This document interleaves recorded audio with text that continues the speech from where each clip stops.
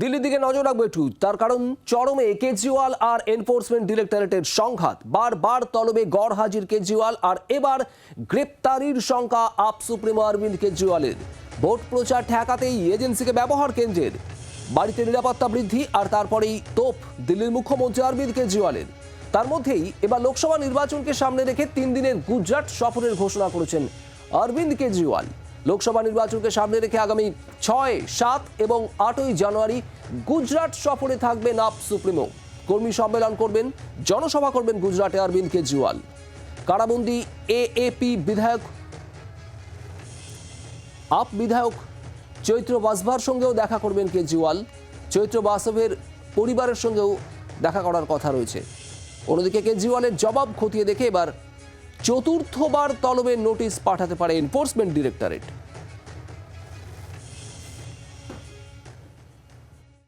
शराब घोटाला 2 साल से बीजेपी की सारी एजेंसीज कई रेड मार चुकी हैं, कई लोगों को गिरफ्तार कर चुकी हैं, लेकिन अभी तक एक भी पैसे का हेरफेर कहीं नहीं मिला। मेरी सबसे बड़ी संपत्ति, मेरी सबसे बड़ी ताकत मेरी ईमानदारी है। इन्होंने मुझे समन भेजे हैं।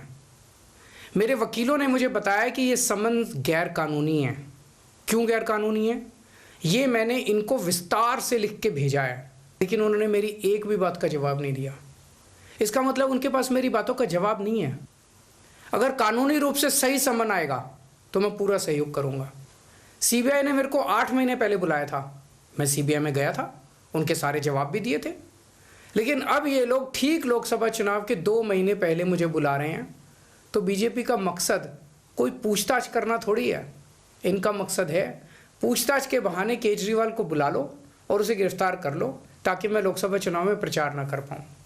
हमें मिलकर देश को बचाना है। मैं पूरी जी जान से इनके खिलाफ लड़ रहा हूँ, आपका साथ चाहिए। अगर भ्रष्टाचार वाकई हुआ है तो इतने करोड़ों रुपए गए कहाँ? क्या सारा पैसा हवा में गायब हो गया? सच्चाई ये है कि किसी तरह का कोई भ्रष्टाचार हुआ ही नहीं। अगर होता तो पैसा भी मिलता। ऐसे फर्जी केस में आम आदमी पार्टी के कई नेताओं को इन्होंने अभी तक जेल में रखा हुआ है। किसी के भी खिलाफ कोई सबूत नहीं है, कुछ साबित नहीं हो रहा, खुलेआम गुंडागर्दी चल रही है। आज बीजेपी भ्रष्टाचारियों को नहीं पकड़ रही, बल्कि खुलेआम ईडी और सीबीआई का इस्तेमाल करके दूसरी पार्टियों के नेताओं को तोड़ के बीजेपी में शामिल करवाने का काम किया जा रहा है। जहां जिसने गड़बड़ियां की हैं तो कार्रवाई होनी चाहिए। देश की गरीब जनता की गाड़ी कमाई जिन्होंने लूट के अपने घर में रखा है, क्या किसी ने बोला एक सांसद के घर में 350 करोड़ निकल रहा है? कोई बोला?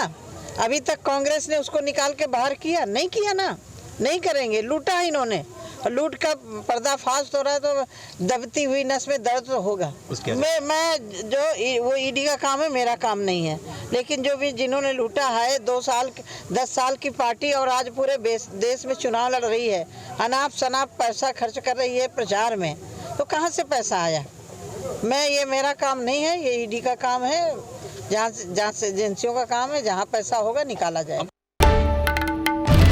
বাংলার আওয়াজ, বাঙালির আবেগ, জি 24 ঘন্টা।